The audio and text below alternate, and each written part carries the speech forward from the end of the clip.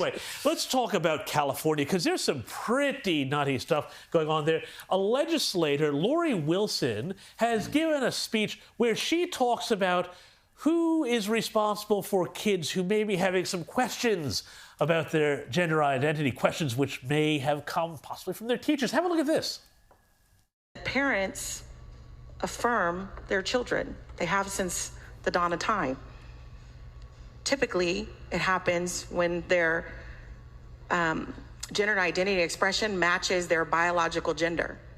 But what happens is when it doesn't, that's when the affirmation starts to wane. That is our duty as parents, to affirm our children.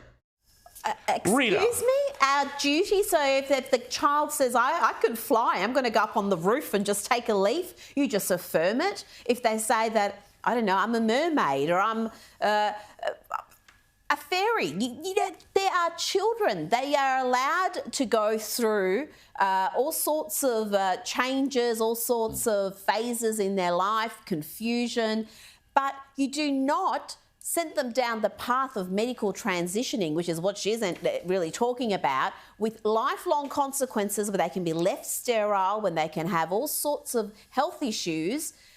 And she's saying it's your duty to do that. Rita, isn't really the sinister thing here? This is a politician saying it's your duty. This is how you deal with your kids about these issues. You don't have any choice in the matter. It is the state that determines how you parent around these very tricky issues, and these issues which are being absolutely revved up in the schools, and kids are told not to tell their parents about it. We do know that for most kids who experience gender transition issues or gender identity issues, most of them do wind up growing up to be gay if they're left alone. But this is medicalizing things far too early. You know what? I was the biggest tomboy, and thank God I grew up in an era where you were allowed to be a tomboy. Girls could be tomboys, boys could be effeminate. It didn't mean they were in the wrong bodies and needed to be medicalized, needed to go on puberty blockers or hormones and